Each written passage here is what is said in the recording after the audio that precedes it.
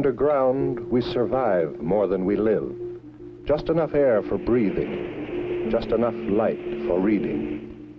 And what we cannot see with our own eyes, we look for in newspapers.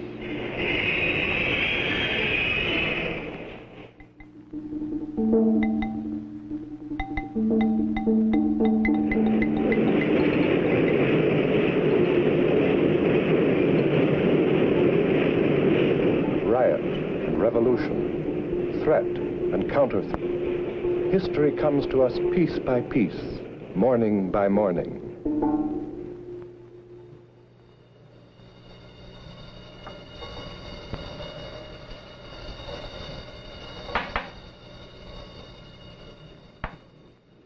Atomic age, Cold War, balance of terror.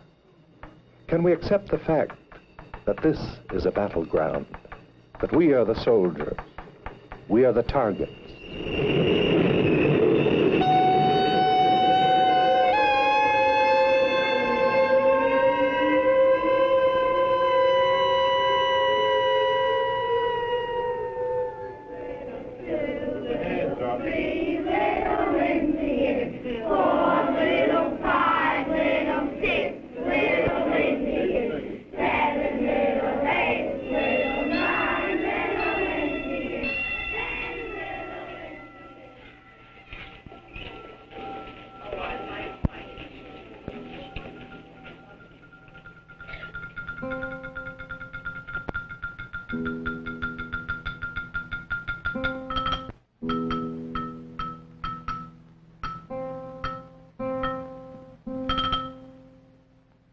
Survival used to be a word for tales of people lost on the desert or stranded in a lifeboat. Now survival is a matter for lunch hour tours.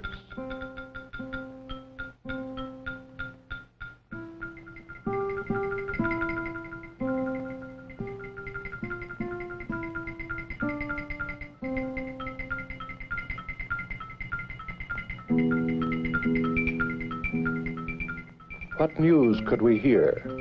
For what could we pray? For what could we live?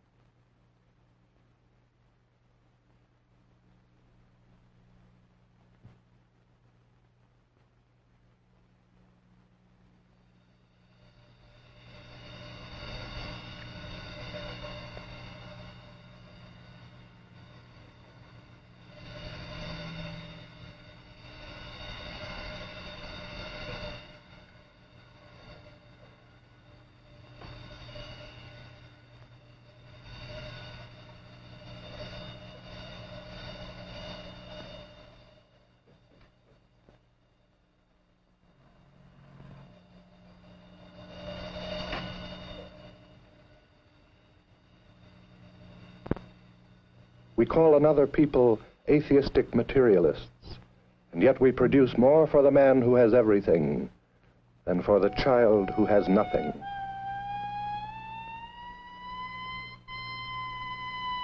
We debate what to do with surplus foods. We send machine guns as foreign aid. What can they think?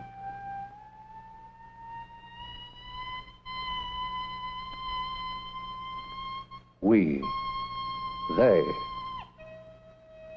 men seeing men as on paper, as pawns on a chessboard. The game is out of war. So is whatever heroism or valor there once was. Crosshairs are aligned on radar blips. Buttons are pushed from underground centers. Such mechanisms require mechanical men.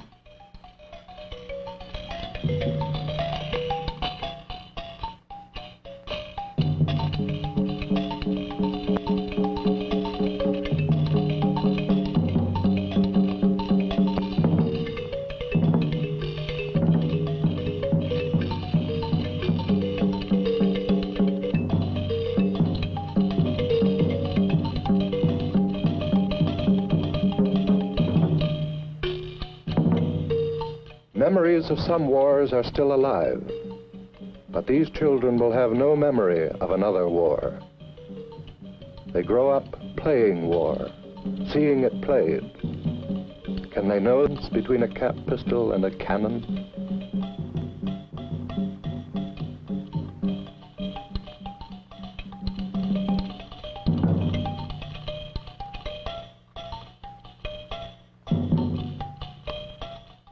In the blindness of fear, we are invading our own streets. We are contaminating our own sky. And we are setting 1,000 fuses to the earth.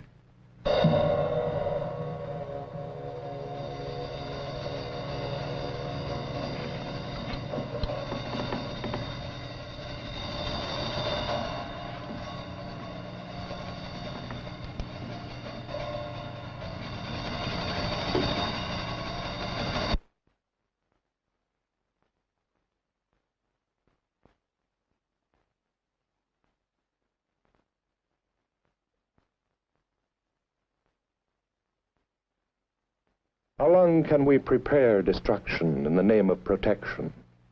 How long must we play devils against angels? When will we begin to see our own image?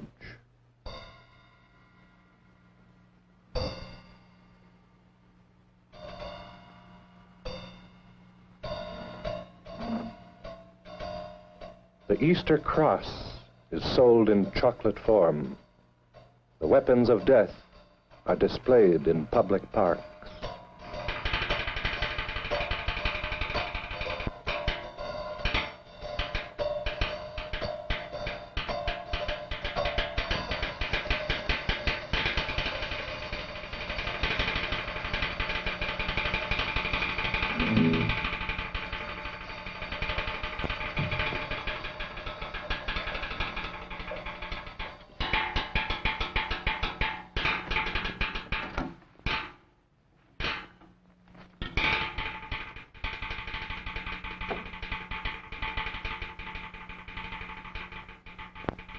What kind of people are moved to stand on street corners, to hold banners before tanks and rockets? Cranks and crackpots, idealists and do-gooders? Sometimes, but sometimes not.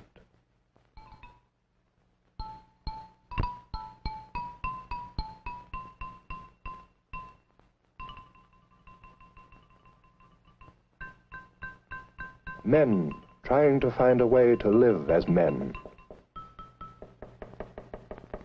Women trying to find a future for their children. People who read the same headlines, but ask new questions.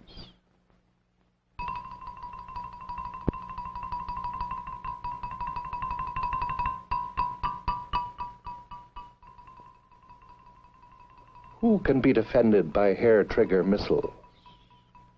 Who would limit a limited war? What deterrent is likely to deter an accident?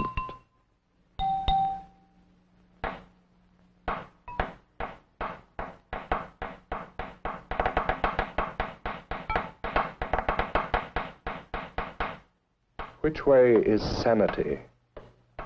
Which way is disaster? Who is the enemy? Where is the war? The war is here. The enemy is fear.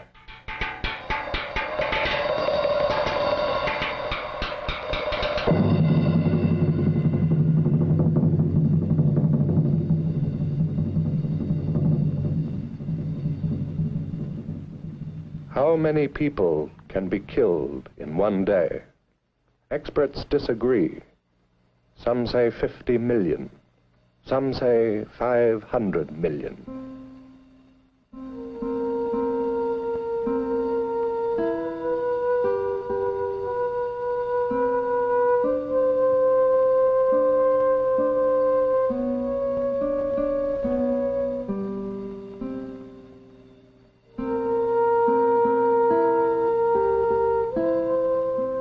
Destruction of cities has not begun, but the seeds of growing things are already affected.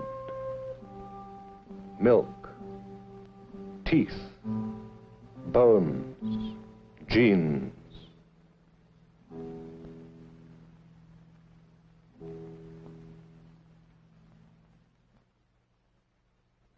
There are no mad scientists to blame.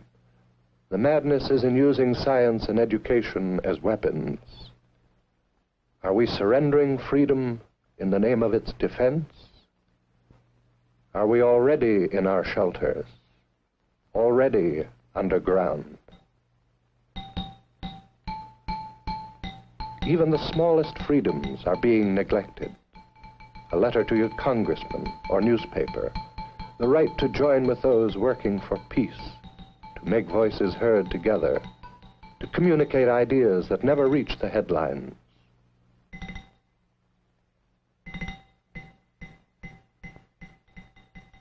Memos to write, pamphlets to read.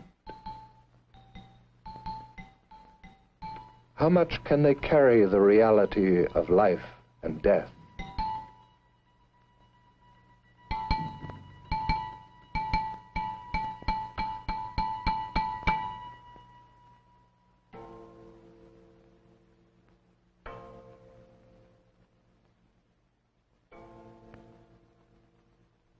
Minds cannot contain all of a dilemma. It is expressed through bodies as well, sometimes in nervous energy, sometimes in violence. These people have chosen to walk. They are Quakers, and 1,000 of them have gathered in Washington to stand in silence for 2 days before the Pentagon. They say this is not a picket, not even a protest, but a vigil at the heart of a sickness.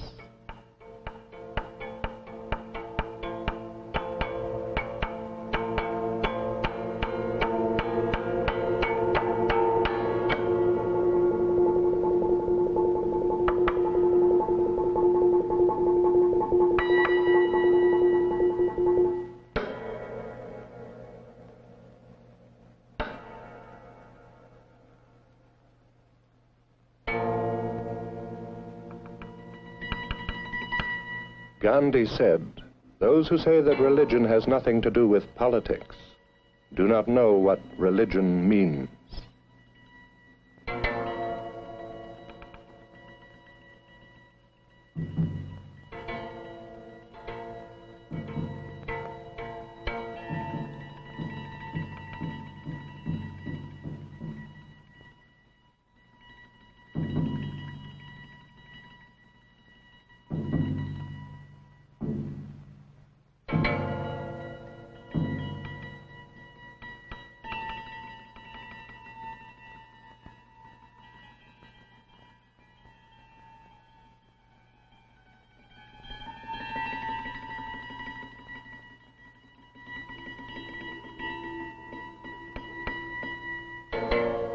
There are many ways to take a stand. Some public, some private. Some from reason, some from faith.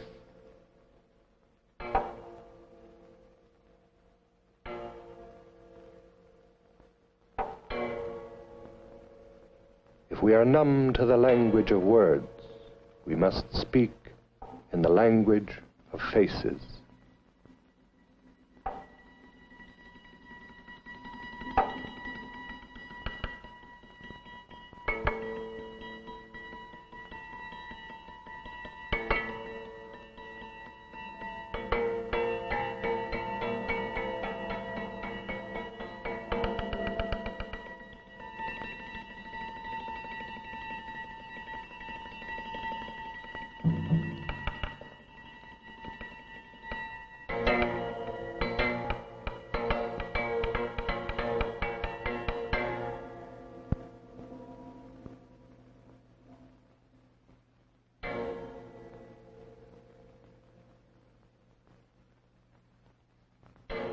We have been trying to live without pain, and so we have begun to exist without feeling.